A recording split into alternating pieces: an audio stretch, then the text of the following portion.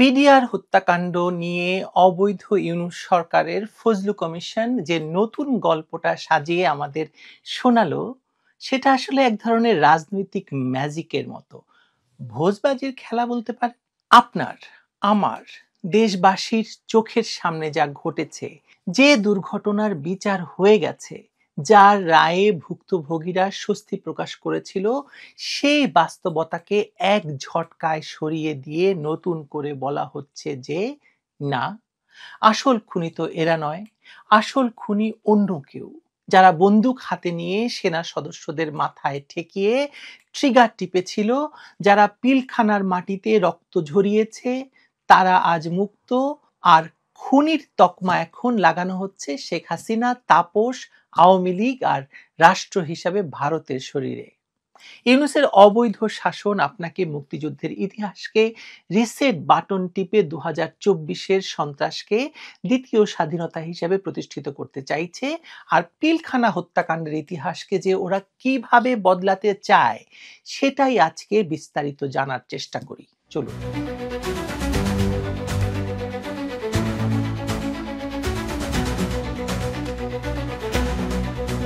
প্রথমে সংক্ষেপে ঘটনাটি জানি চলুন। যদিও আপনারা সকলেই কম বেশি আপনাদের মতো করেই জানেন ঘটনাটা, তবুও বলি। 2009 সালের 25 এবং 26 ফেব্রুয়ারি ঢাকার পিলখানায় সীমান্তরক্ষী বাহিনী বিডিআরের সদর দপ্তরে তৎকালীন বিডিআর জওয়ানরা বিদ্রোহ করেছে বলে খবর ছড়িয়ে পড়ে। 57 জন সেনা কর্মকর্তা সহ মোট 74 জনকে হত্যা করা হয় অকল্পনীয় নৃশংসতায়। অফিসারদের চোখ বেঁধে লাইনে দাঁড় করিয়ে গুলি করা হয়, কারো লাশ নর্দমায়, কারো দেহ বিকৃত। অফিসারদের স্ত্রীদের উপর পরিকল্পিত নির্যাতন চালানো হয়। আমাদেরকে মনে করিয়ে দেয় 1971 সালের পাকিস্তানের নির্যাতনের কথা। এগুলো কোনো আকস্মিক বেতন বৈষম্যের ঝগড়া কিনা তা নিয়ে প্রশ্ন তুলতে পারেন। ডাল ভাতের বিষয় নিয়ে কোনো গ্যাঞ্জাম কিনা সেটা নিয়ে আপনারা প্রশ্ন তুলতে পারেন। বরং এই ঘটনাকে আগে থেকে সাজানো একটি গণহত্যা, যা রাষ্ট্রকে ভেতর থেকে ভাঙার দিকে ঠেলে দেওয়ার উদ্দেশ্যে ঘটানো ভয়াবহ বিশৃঙ্খলা বলা যায় কিনা, বা সেটাই বেশি যৌক্তিক শোনাবে কিনা, তাই আজকের সবচেয়ে বড় প্রশ্ন। এরপর দীর্ঘ তদন্ত কমিশনের রিপোর্টের ভিত্তিতে হাজারেরও বেশি অভিযুক্ত বিশেষ আদালত আর 2013 সালে নভেম্বরে রায়। 152 জনের ফাঁসি, অনেকের যাবজ্জীবন, শত শত মানুষ বিভিন্ন মেয়াদে সাজা। নিহত সেনা কর্মকর্তাদের পরিবারের অনেকেই সেদিন সাংবাদিকদের সামনে বলেছিলেন, এতদিন পর হলেও বিচার পেয়েছি, এখন শুধু রায়ের বাস্তবায়ন দেখতে চাই। রাষ্ট্র তাদের অর্থনৈতিক ক্ষতিপূরণ দিয়েছে, ঢাকায় ফ্ল্যাট দিয়েছে, পরিবারের সদস্যদেরকে বিভিন্ন সরকারি বেসরকারি সংস্থায় চাকরি হয়েছে। প্রায় সকলেই সেই সহায়তা গ্রহণ করেছেন। এতে তাদের শোক নিশ্চয়ই কমেনি, কিন্তু তাদের মনে হয়তো একটা ধারণা অন্তত জন্মেছে যে আইনিভাবে অপরাধীদের একটা জবাব দেওয়া হয়েছে এবং রাষ্ট্র এরকম একটি ঘটনাকে অস্বীকার করেনি বা এড়িয়ে যায়নি। বাংলাদেশে যা প্রতিনিয়ত ঘটে, বিশেষ করে বাংলাদেশে আমরা স্মরণ করতে পারি যে জিয়াউর রহমানের আমলে অসংখ্য সেনা হত্যার ঘটনা ঘটেছে, যার বিচার পর্যন্ত হয়নি। এই মীমাংসিত জায়গাটাকে ভেঙে দিতে চাইছে 2024-25 সালের নতুন অবৈধ ও সন্ত্রাসী সরকারের একটি তথাকথিত কমিশন। জুলাই সন্ত্রাসের মাধ্যমে ক্ষমতা দখলের পর যে সরকার প্রতিষ্ঠিত হয়েছে, তারা জাতীয় স্বাধীন তদন্ত কমিশন নামে একটি তথাকথিত কমিশন বসালো পিলখানা হত্যাকাণ্ড নিয়ে নতুন ন্যারেটিভ সৃষ্টির জন্য। আগে থেকেই সিদ্ধান্ত নিয়ে যে তারা এই কমিশন গঠন করিয়ে তাদেরকে দিয়ে যা বলানো দরকার তাই বলিয়ে নিচ্ছে। তাদের এখন দরকার আওয়ামী লীগকে সন্ত্রাসী সংগঠন ঘোষণা করা, তাদের দরকার শেখ হাসিনাকে আরো কয়েকবার ফাঁসি দেওয়া, আর দরকার ভারতকে এক হাত নেওয়া, ভারত বিরোধিতাকে দেশের ভেতর আরো উস্কে দেওয়া। দেখুন, সবই এই এক কমিশনের রিপোর্টে পেয়ে গেছে ডক্টর ইউনূস সরকার। কি পায়নি? আর এর ফলে 16 বছর পরে আগের সব তদন্ত, সাক্ষ্য প্রমাণ আর বিচারকে কার্যত অকার্যকর বলে ধরে নিয়ে তারা নতুন করে সত্য আবিষ্কারের দায়িত্ব নিচ্ছে বলে দাবি করছে। তাহলে 16 বছর আগে যে মেজর জেনারেল জাহাঙ্গীর তখনকার কমিশনের নেতৃত্ব দিয়েছিলেন, সেই জাহাঙ্গীর এখন স্বরাষ্ট্র উপদেষ্টা। ফজলু কমিশনের এই রিপোর্ট তো জাহাঙ্গীর কমিশনের কোনো কিছুই বিশ্বাস করেনি। তাহলে জাহাঙ্গীর সাহেব এখন আর শুধু শুধু স্বরাষ্ট্র উপদেষ্টা হিসেবে থাকছেন কেন বলুন তো? যা হোক, যে সত্যের কথা একটু আগে নতুন করে আবিষ্কারের কথা বললাম, সেই সত্যটি আসলে কি?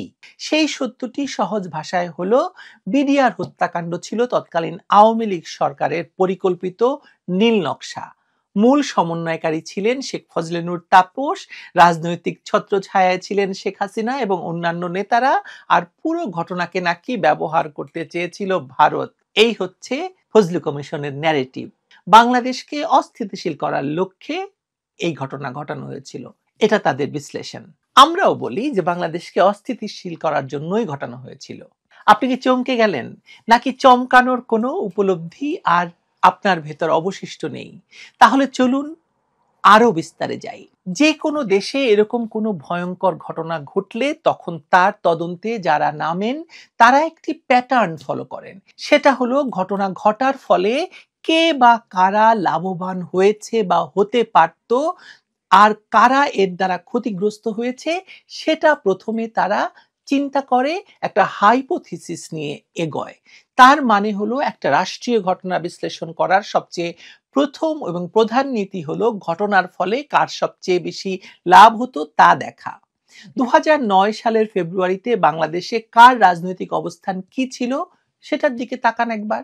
আওয়ামী লীগ তখন সদ্য নির্বাচিত সরকার, মাত্র 1 মাসের মতো হলো ক্ষমতায় এসেছে। দীর্ঘ বিরতির পর ভোটে বিপুল জয়লাভ করেছে। আন্তর্জাতিক অঙ্গনে সে সময় একটা পজিটিভ ভাইব ছিল বা পজিটিভ সাড়া ছিল। দেশে রাজনৈতিক সহনশীলতার পরিবেশ গড়ার কথা ছিল। সব মিলিয়ে তাদের প্রথম প্রয়োজন ছিল স্থিতিশীলতা। এই অবস্থায় পিলখানায় এমন এক বিদ্রোহ ঘটানো যাতে সেনাবাহিনীর 57 জন অফিসার মারা যায়, বাহিনীর মনোবল চূর্ণ হয়, সেনাবাহিনী সরকারের উপর ক্ষুব্ধ হয়, রাষ্ট্রযন্ত্র স্তব্ধ হয়ে যায়, এরকম একটা কিছু করে আওয়ামী লীগ কি পেতে পারত বা কি পাবে বলে আপনার ধারণা বলুন তো? সেনাবাহিনীর প্রতিশোধ পরায়ণতা, আন্তর্জাতিক সন্দেহ, অভ্যন্তরীণ বিশৃঙ্খলা আর নিজের ভিত্তি দুর্বল হওয়া ছাড়া মানে তখনকার সরকারের কোনো রাজনৈতিক লাভের হিসাব মেলে কি? মেলে না। আপনাদের মনে থাকার কথা যে সেই সময় সেনা সদর দপ্তরে গিয়ে ক্ষুব্ধ সেনাবাহিনীর সামনে শেখ হাসিনা একা গিয়ে দাঁড়িয়েছিলেন। সঙ্গে ছিলেন প্রয়াত নেতা মতিয়া চৌধুরী। সেনা সদস্যদের অনেকে শেখ হাসিনার বিরুদ্ধে ভয়ঙ্কর বিষ উগরে দিয়েছিলেন বলে পরবর্তীতে সামাজিক যোগাযোগ মাধ্যমে ছড়িয়ে পড়া রেকর্ড থেকে জানা যায়। মাননীয় প্রধানমন্ত্রী, আসসালামু আলাইকুম। এখানে বিডিআর বিদ্রোহ হয়েছে এবং আমার মনে হয় পরিকল্পিতভাবে এই সরকারকে হেয় করার জন্য করা হয়েছে এবং দাবি কিছুই নাই, শুধু যে আর্মি অফিসার চাই না বিডিআর, এইটুকুই দাবি। হ্যালো, না তোমরা এমনি আছো কেমন? সব ঠিক আছে? আমি আছি দরবার হলে, আমার অফিসারদের সহ আমাদেরকে ঘেরাও করে গুলি করছে ওরা। আমাদের অস্ত্র নাই, এই জন্য আমরা জবাব দিতে পারছি না। তো আমরা আছি দৃঢ় অবস্থায়, আমরা কথা বলার চেষ্টা করছি, আমরা বলার চেষ্টা করছি যে দাবি মানা হবে, তোমরা ফায়ারিং বন্ধ করো। তবে অনেক অস্ত্র হাতে নিয়েছে, অনেক গুলি চালাচ্ছে এবং যদি আপনি মানে সেনাবাহিনী র্যাবকে অলরেডি র্যাব মুভ করছে, সেনাবাহিনীও মুভ করবে। আমরা এই মেসেজ ওখানে পৌঁছে যাওয়ার কথা যে র্যাব এবং সেনাবাহিনী, র্যাব চলে যাবে ওই সেরকম ওই দিক থেকে 2-3 সাইড থেকেই লোক চলে যাবে, 3 গেট থেকেই লোক যাবে। এত বড় রিস্ক একটি সদ্য বিজয়ী সরকার নেওয়ার কোনো যৌক্তিকতা থাকতে পারে বলে বুদ্ধিমান কেউ মনে করেন না। এবার আওয়ামী লীগের বিপরীত পক্ষের দিকে তাকাই। ওপরে যে চিত্রটি দিলাম তার বিপরীতে দাঁড়িয়ে আছে সদ্য পরাজিত বিএনপি জামায়াতের ছবি। 2001 থেকে 2006 সাল পর্যন্ত তারা সরকার চালিয়েছে। তারা জানতো যদি আওয়ামী লীগ শক্তভাবে পুরো মেয়াদটা কাটিয়ে দেয় তাহলে একের পর এক জটিল মামলা তাদের গায়ে এসে পড়বে। 2001 থেকে 2006 পর্যন্ত সিরিজ বোমা হামলা, 63 জেলায় একসঙ্গে বোমা বিস্ফোরণ 21শে আগস্ট গ্রেনেড হামলা, হাওয়া ভবনের লাগামহীন দুর্নীতি, 10 ট্রাক অস্ত্র মামলা, 71-এর যুদ্ধাপরাধ এবং পরবর্তীতে বিএনপি জামায়াত সরকারের পক্ষ থেকে যুদ্ধাপরাধীদের পৃষ্ঠপোষকতা প্রদান, 2001 সালের নির্বাচনে জয়লাভ করে বিপুল সংখ্যক সংখ্যালঘু এবং আওয়ামী কর্মীদের উপর পরিকল্পিত সহিংসতা, সবকিছুর বিচার শুরু হলে বিএনপি জামায়াতের রাজনৈতিক ভবিষ্যৎ কার্যত অকেজো হয়ে পড়তো।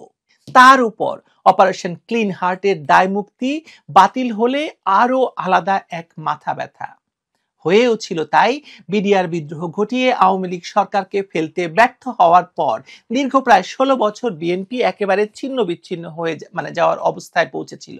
বেগম জিয়াকে জেল খাটতে হয়েছিল। তারেক রহমান এখনো দেশেই ফিরতে পারেননি, বিদেশেই আছেন। আর সাংগঠনিক দুর্বলতার কথা আমি আর কি বলবো, আপনারা সকলেই সেটা জানেন। ওদিকে জামায়াত যুদ্ধাপরাধীদের ফাঁসি দেখেছে, নিজেরাও নিষিদ্ধ হয়েছিল, আর জেল জুলুমের তো আছেই। ফলে বিডিআর কাণ্ডে তারা যদি সরকার ফেলে দিতে সক্ষম হতো, তাহলে তো বুঝতেই পারছেন এই 16 বছর তাদের ঝুলিতেই যোগ হতো শুভ যোগ হিসেবেই, তাই নয় কি? তার তখন 2009 সালের সেই 25শে ফেব্রুয়ারি তাদের জন্য সবচেয়ে লাভজনক অপশন ছিল একটাই, আওয়ামী লীগকে যত দ্রুত সম্ভব ক্ষমতা থেকে সরিয়ে দেওয়া। আদর্শিকভাবে সামরিক বা অর্ধসামরিক যে কোনো কিছুর মাধ্যমেই হোক না কেন, বিডিআর বিদ্রোহ সেই উদ্দেশ্যের জন্য একদম উপযুক্ত প্ল্যাটফর্ম হতে পারত। যদি পিলখানা হত্যাকাণ্ডের পর সেনাবাহিনীর ভেতর পূর্ণ মাত্রার বিদ্রোহ ছড়িয়ে পড়ত, তাহলে তারা সরাসরি সরকারের বিরুদ্ধে অবস্থান নিত।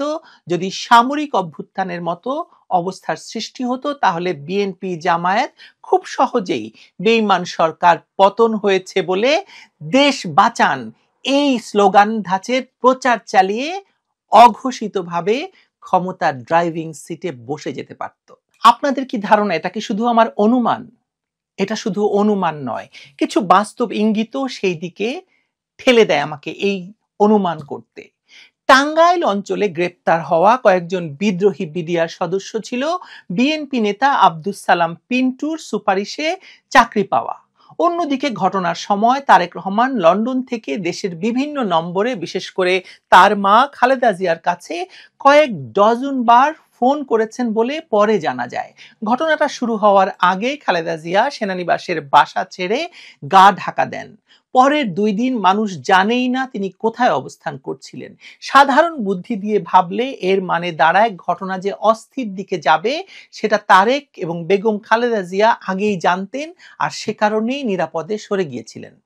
এই সব আলামত মজুদ থাকা সত্ত্বেও নতুন গঠিত এই ফজলু কমিশন যখন প্রধানত আওয়ামী লীগ আর ভারতকে দায়ী করে, আর বিএনপি জামায়াতের সম্ভাব্য মদদ এবং উপকারভোগীর ভূমিকা নিয়ে প্রায় চুপ করে যায়, তখন বোঝা যায় তারা তদন্ত করছে না, বরং আগে থেকে ঠিক করে রাখা উপসংহারে পৌঁছানোর জন্য কোট আনকোট প্রমাণ সাজাচ্ছে। ব্যাপারটা আরো পরিষ্কার হয় 2024 সালের জুলাইয়ের দিকে তাকালে।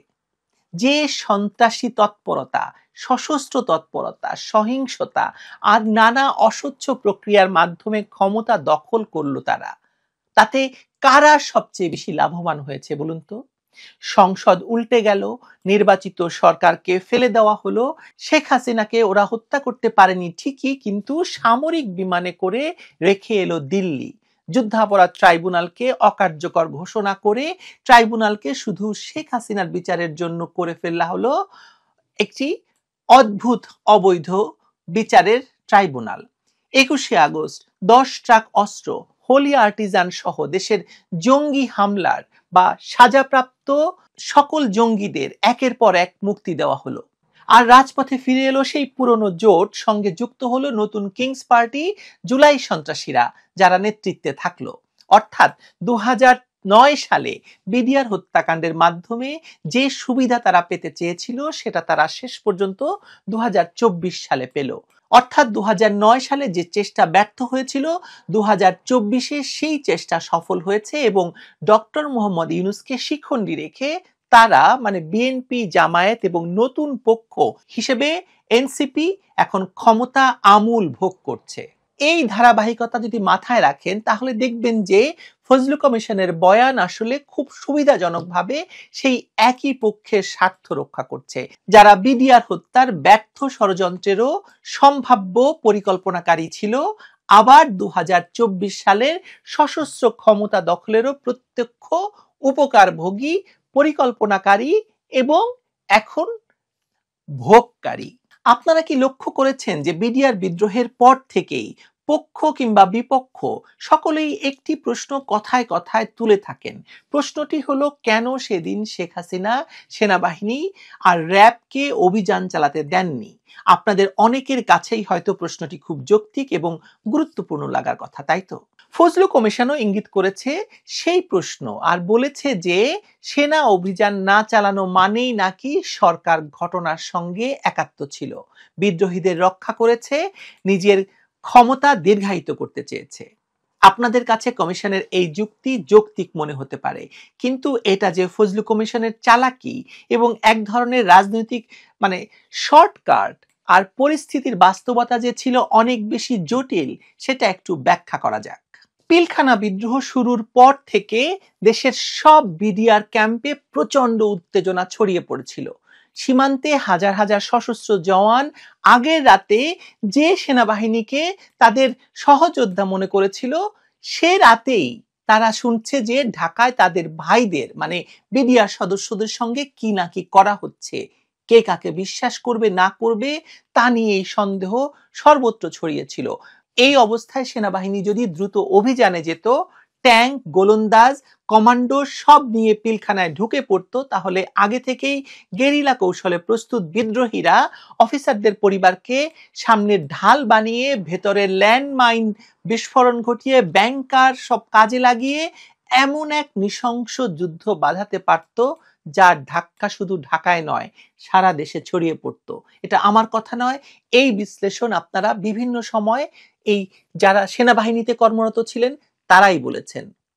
আরো বড় ভয় ছিল সীমান্তের ক্যাম্পগুলো যদি সেখানে থাকা বিডিআর সদস্যরা সেনাবাহিনী এবং সরকারের বিরুদ্ধে ছড়িয়ে দেওয়া ব্যাখ্যা বিশ্বাস করে বর্ডার ছেড়ে ভেতরে ঢুকে স্থানীয় থানায়, প্রশাসন ভবনে, সেনা ক্যাম্পে হামলা করত, তাহলে দেশের ভেতর বাস্তব অর্থে গৃহযুদ্ধের মতো পরিস্থিতি তৈরি হতে পারত। তখন কে কার শত্রু, কে কার পক্ষে সেটা বুঝতেই কয়েকদিন লাগতো। পরিস্থিতি নিয়ন্ত্রণে আনা তো দূরের কথা। এই অবস্থায় প্রধানমন্ত্রী যদি কঠোরভাবে বলে থাকেন যে অভিযান এখনই নয়, আগে আলোচনা, আগে পরিস্থিতি বোঝা, আগে প্রাণহানি কমানো, পরে যা করার করা যাবে। আমরা বিডিআর এর প্রধান, তৎকালীন প্রধান শাকিলের সঙ্গে যে ফোন আলাপ, তা থেকেও বুঝতে পারি প্রধানমন্ত্রী এবং শাকিল এবং যে স্ট্র্যাটেজি নিয়েছিলেন সে স্ট্র্যাটেজির কথা।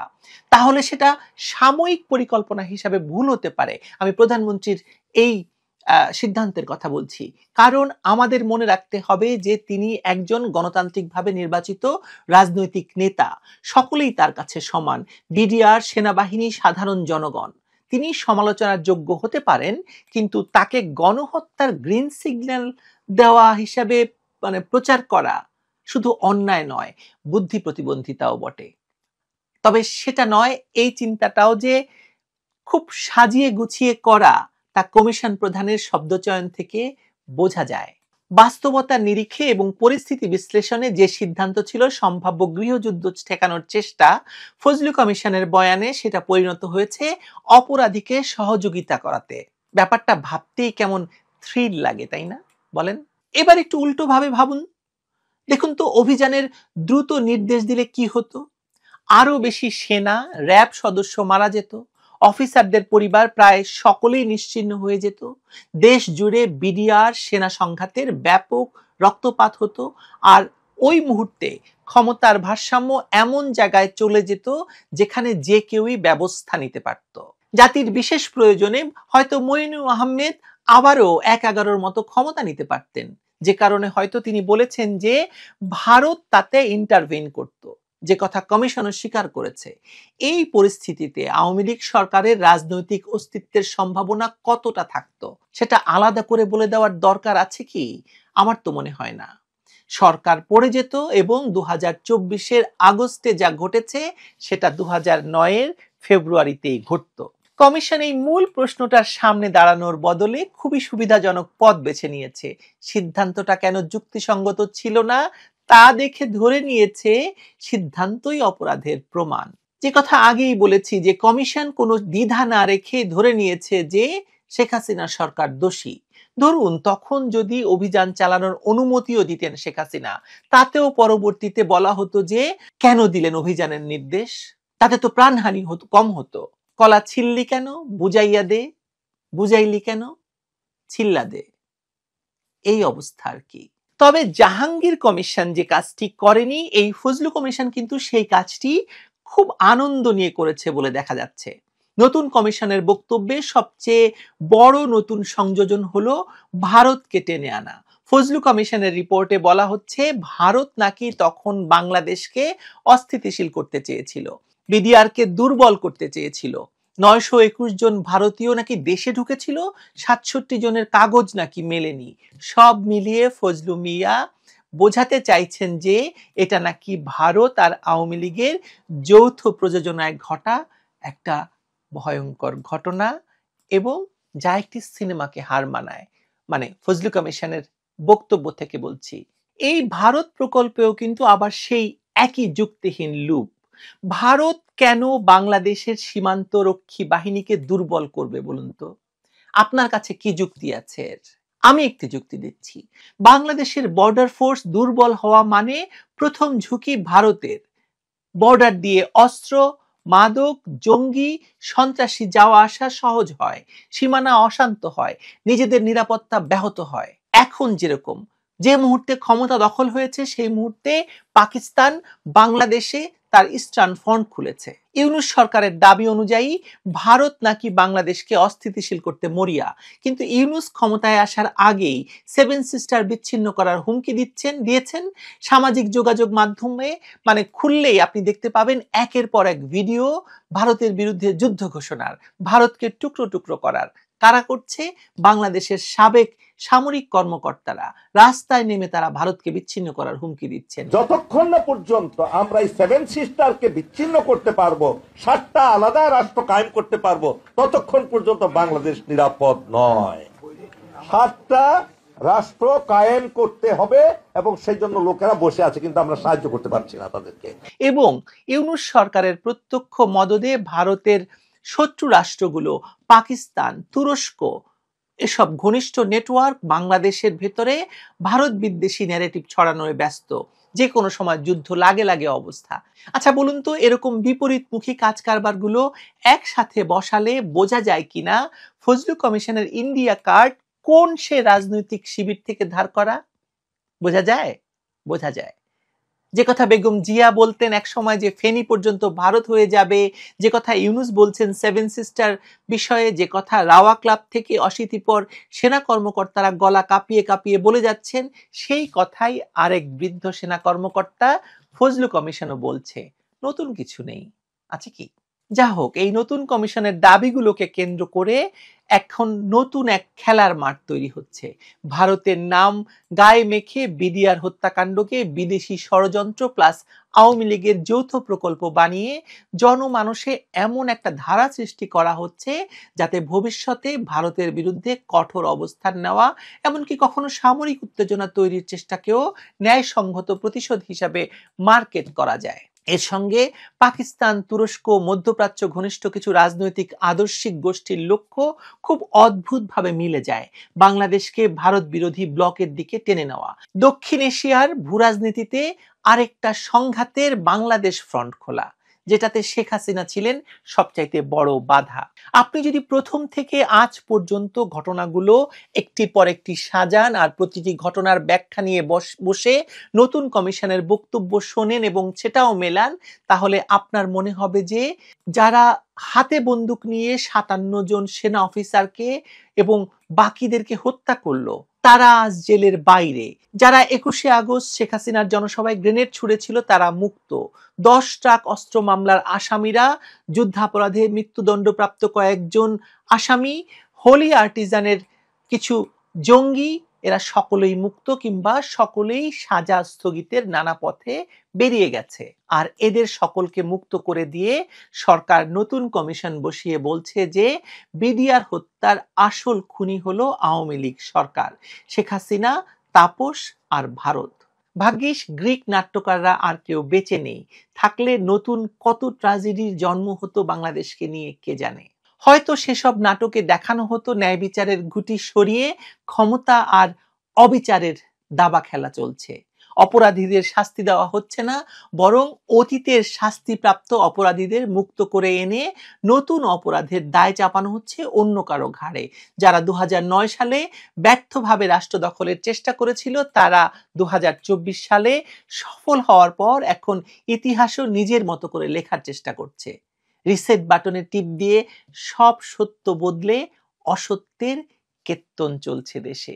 যা হোক, নাটক ছেড়ে বাস্তবে ফিরে আসি। নতুন কমিশনের এই রিপোর্টের পর বলুন তো, আপনার মনেও কি আমার মতো এই প্রশ্নটি এসেছে কিনা যে ভুক্তভোগীর পরিবারগুলো এখন কি করবেন?